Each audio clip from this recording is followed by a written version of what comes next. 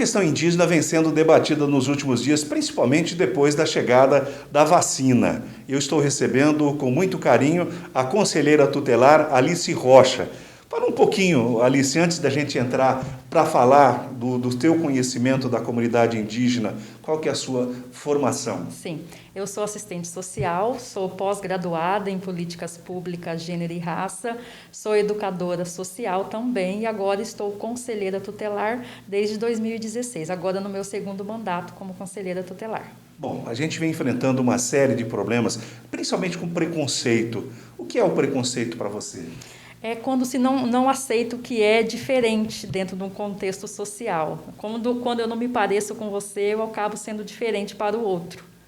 Com relação às críticas que aconteceram com a comunidade indígena que acabou recebendo a vacina nessa primeira leva. Você, inclusive, gravou um vídeo explicando a realidade da comunidade indígena. Eu gostaria que você falasse um pouco sobre isso. Sim, infelizmente, nós vivemos uma comunidade, uma sociedade bastante preconceituosa quando se fala dos povos indígenas, né?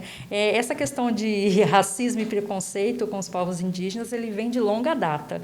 A gente sabe que todas as vezes que tem algo que favoreça, né, nem é a palavra favorecer, mas algo que dá ao índio o que é de direito, causa esse certo desconforto na sociedade.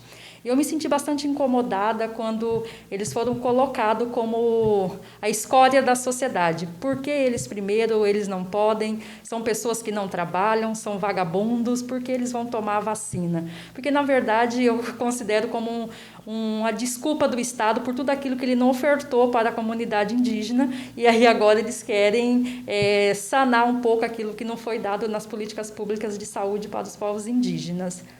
Como conselheira tutelar, você faz um trabalho dentro das aldeias. Qual que é a realidade que você vê lá todo dia?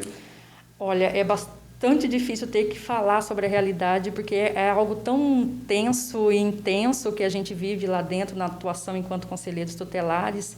A questão de violência física, a questão de violência sexual, a falta de políticas públicas para a criança, para o adolescente, a questão de saúde, a questão de educação, o não acesso do poder público lá dentro.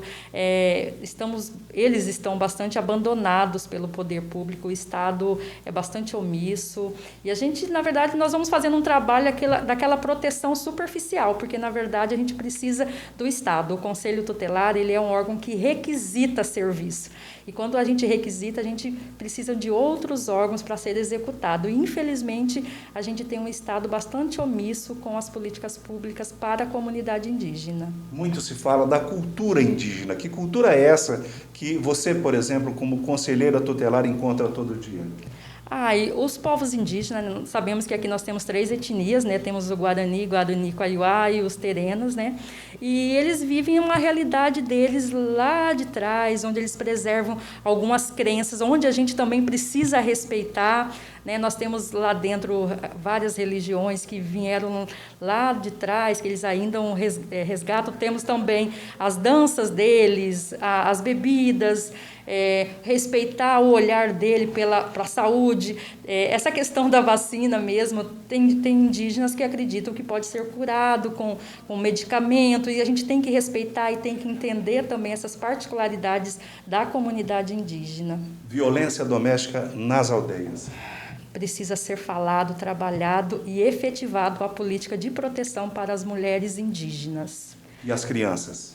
Precisamos de políticas também na proteção dessas crianças indígenas e nada se faz. Eu gosto de deixar bem claro, o Conselho Tutelar, ele é um órgão de proteção, mas ele é um órgão pequeno diante da demanda de violências envolvendo crianças e adolescentes. E nós não temos uma política específica para essas crianças. Com relação ao trabalho que o Conselho Tutelar realiza lá diariamente, vocês têm uma proteção? Como é que é o convívio com os índios? Olha, existe, claro, algumas situações que a gente precisa de uma proteção, de um apoio policial, mas na maioria das vezes nós temos acesso livre, nós somos muito bem recebidos lá dentro da comunidade indígena, a gente tem uma certa abertura com as lideranças, com as agentes de saúde, então a gente não tem problema, mas às vezes a gente, né, tem alguns atendimentos que a gente demanda sim um apoio policial. Bom, voltando a falar de preconceito, como lidar com o preconceito nos dias de hoje? Olha, eu acho que a gente precisa falar muito sobre isso, né? No século XXI surgiu uma palavra chamada mimimi, né?